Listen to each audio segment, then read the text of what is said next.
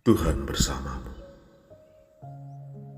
Inilah Injil suci menurut Santo Yohanes.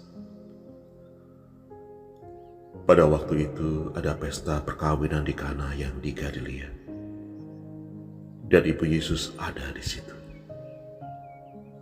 Yesus dan murid-muridnya diundang juga ke perkawinan itu. Ketika mereka kekurangan anggur, Maria berkata kepada Yesus, "Mereka kehabisan anggur." Kata Yesus kepadanya, "Mau apa engkau daripada-Ku, Ibu, saatku belum tiba?" Tetapi ibu Yesus berkata kepada pelayan-pelayan, "Apa yang ia katakan kepadamu, buatlah." Di situ ada 6 tempayan yang disediakan untuk pembasuhan menurut adat orang Yahudi. Masing-masing isinya 2-3 buyung. Yesus berkata kepada pelayan-pelayan itu, "Isilah penuh tempayan-tempayan itu dengan air." Dan mereka pun mengisinya sampai penuh. Lalu kata Yesus kepada mereka, "Sekarang cedoklah dan bawalah kepada pemimpin pesta." Lalu mereka pun membawanya. Setelah pemimpin pesta itu mengecap air yang telah menjadi anggur itu, dan ia tidak tahu dari mana datangnya, tetapi pelayan-pelayan yang mencedok air itu mengetahuinya.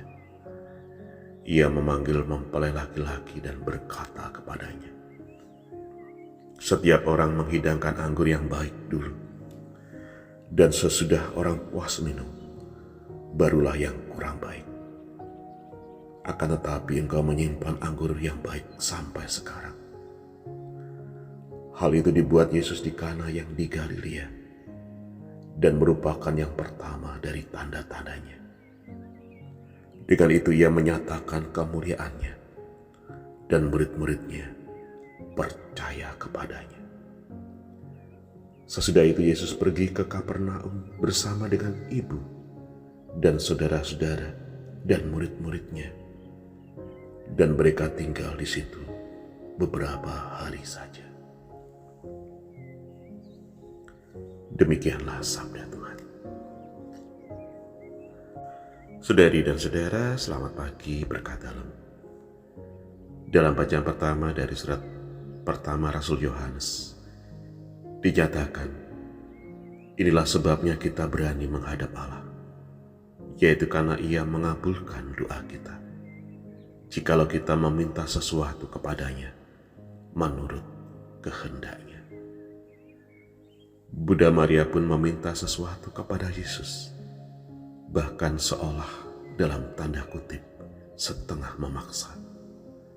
Saat Yesus belum menghendakinya, karena waktunya belum tiba. Tetapi karena kasih dan belas kasihan, Dia mau melakukannya juga. Dengan demikian kita dapat menyimpulkan bahwa mujizat air menjadi anggur dalam pesta perkawinan di Kana bisa terjadi karena adanya sikap kepedulian. Karena anggur dalam tradisi Israel adalah simbol harga diri. Tuhan Yesus dan Bunda Maria peduli dengan nasib mereka, yang harga dirinya pasti jatuh atau malu karena kehabisan anggur.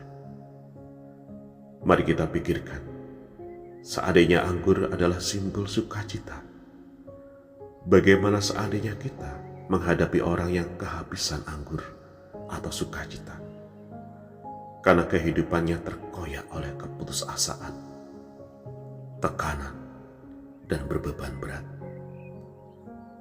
Kita pun diajak mengisi tempayan hati dengan air kasih dan kepedulian, sebagaimana diminta Bunda Maria, sebagaimana ia meminta para pelayan dan kita juga untuk mendengar dan melaksanakan apa yang dikatakan Yesus.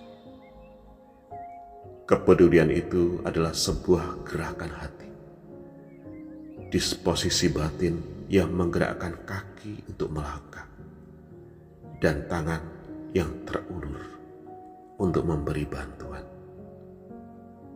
Mari kita meneladani Bunda Maria yang memiliki mata yang sangat peka.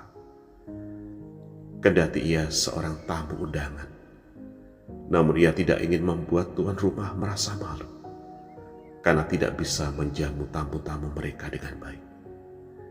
Ia sendiri tidak bisa menyediakan kebutuhan yang diperlukan, namun ia memaksimalkan perannya dengan meminta bantuan kepada seseorang yang ia percaya, supaya permasalahan yang dihadapi dapat terselesaikan. Pertanyaannya adalah, siapakah pribadi yang kita percayai?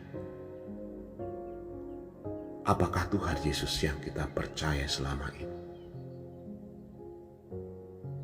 Selamat berefleksi. Tuhan memberkati.